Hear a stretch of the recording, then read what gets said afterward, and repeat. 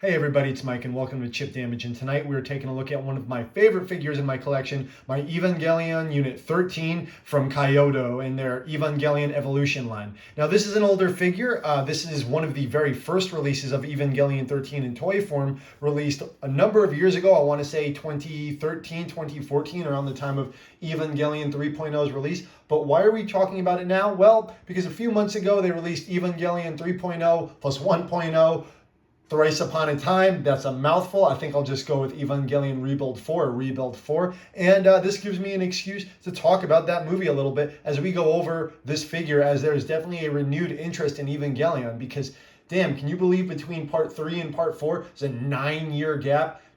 Ridiculous. There's a whole new generation of anime fans out there who may have not even known about Evangelion, who are just now getting savvy to it, given that the movie came out and was something of a hit to some. Some people didn't like it, but I'll get it right out of the way now. I loved it. It was what it needed to be. I couldn't call what it was going to be after Evangelion 3, but 2007, I was in college and Evangelion 1.0 came out. I waited with bated breath for each release. And after 3, I didn't know what they were going to do because I loved 2. 3, I was a little shaky on. In hindsight, it's a little better. But man, 4 was a wild ride. And I'm glad we finally got it after so many years. And with that, there is a renewed interest in Evangelion figures. And that's a great thing to see because there are a great number of great figures out there, ranging from the ridiculously expensive to the not so expensive. This was in the not so expensive category, and there have been other Kayodo and Revoltech releases of Evangelion, particularly Unit 13, but this was a good early one that I wanted to display today. This originally launched between 50 and 70 US dollars back in the day. They resell for quite a bit more than that. There are multiple versions with different features, accessories, and accoutrements, so you're going to have to do your homework on that. But without further ado, let's get a look at this wild robot as I kind of talk over looking at it. We'll discuss Evangelion Unit 4. Not too many spoilers here, but as you can see, not a huge figure, about 7 inches to the tip of his horn when his feet are firmly planted on the ground. But this guy has a base. This guy has a stand, and you're really going to need that if you want to display him in poses like that. That comes with it. That was not something I bought separately. And that stand is very bendable. It hooks on.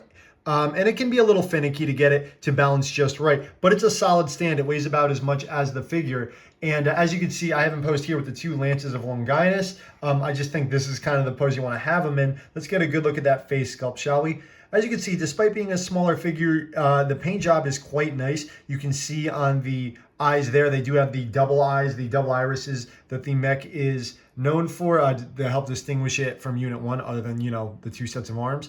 And it looks really good when you give it a close look, despite the somewhat lower price tag and the size of the figure. But they do a very good job with the paint here. Very shiny, almost metallic looking purple. Really did a good job. I love the crimson on the lances, looking good. It does come with those too. The arms, everything, like with most Revoltech and Kayodo figures, is entirely posable. Like I said, there are variants of this going now, but this was one of their very first releases. And they just did a wonderful job. I needed to have this the second I saw this unit's design. Evangelion 3 is probably the weakest movie in the out of the 4, but it did have this mech in it debut, and it was so cool looking. But there are other accessories with this that I will display here. This comes with a multitude of hands, which it comes with these baggies. You really want to keep these because these can get lost easily. These are sturdy, but you want to keep them protected. A multitude of hand gestures. And yeah, you want to keep them in the baggie. It also comes with an alternate chest, which is a pain to readjust, but what this does is allow you to have this mech in 2-arm form. These arms here come off with this chest, and you would insert this chest in its place and you would have the 2-armed version, and I'll show you what that looks like in a second. But it has some other little accoutrements here. Let's see, let's grab that. But yeah, I'm loving all the recent Eva hype. If you haven't watched the movies of the show, The show's not for everybody, but you know, for OG anime fans, it's always worth a rewatch. And if you're looking for something a little different that you don't get today, definitely watch Evangelion, not the Netflix dub. But all right, it also comes with this action kind of panel, and what this is, and I'll show you on the back here. Most Revoltechs of the time came with this. That is a, let's see if I can find the pose.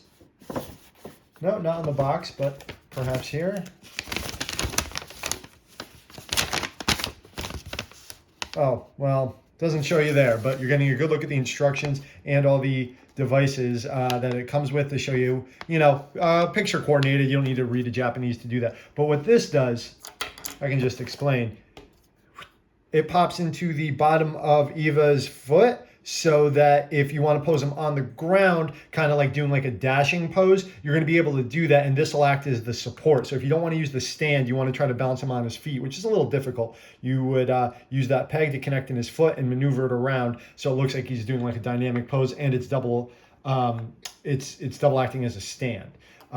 You have some other things. You kind of have his or its, shall I say, the halo, which I have not installed just yet, but that's a cool little effect. You can see what that looks like there, kind of the AT field, I should say. For those who are familiar with it, this Eva protects itself with a little force field called an AT field, and it's kind of cool. It has a stand that looks pretty delicate right in there that can act as that. So this has a number of effects, and that's why I kind of went for this figure when it was getting released. So you can see some of the additional poses on the back of the box there. Of course, I have them in that pose in this front center. You can have the lances pointed downwards. There's two-armed mode, but if you have Eva 13, why not go for four-arm mode? I mean, two arms is what Eva 1 is for.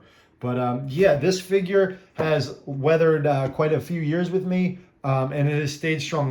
The joints have not weakened.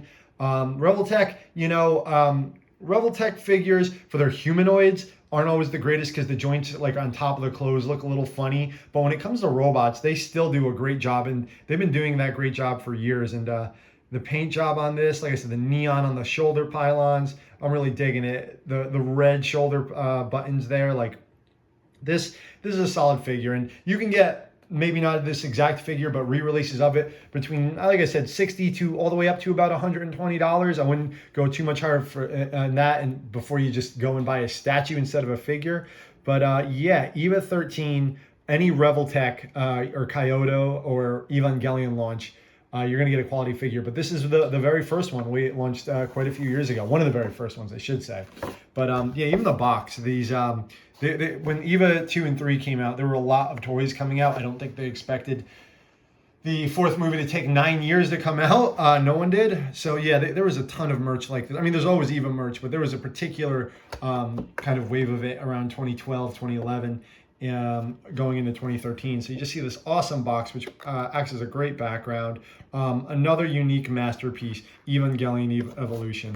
What a cool kind of box art there. What you see is what you get, though. I think I just kind of did this to spiel about movie 4, which I will do a video on and discussing my thoughts as I kind of gather, like I let it settle. It's been 3 months since they've seen the movie. I want to do an entire rewatch of the series, plus a few other and the movies, and kind of gather my thoughts and do an Eva collection video. So please look forward to that. But I kind of wanted to give you guys all a preview, let you know that I am a huge Eva fan because I got quite a few questions about that. And this is my favorite Evangelion figure. I'm looking to get more, but as of right now, this is it. This is my Evangelion Unit 13 in the Evangelion Evolution line from Kayodo Revoltech. Thank you for watching. Thank you for joining.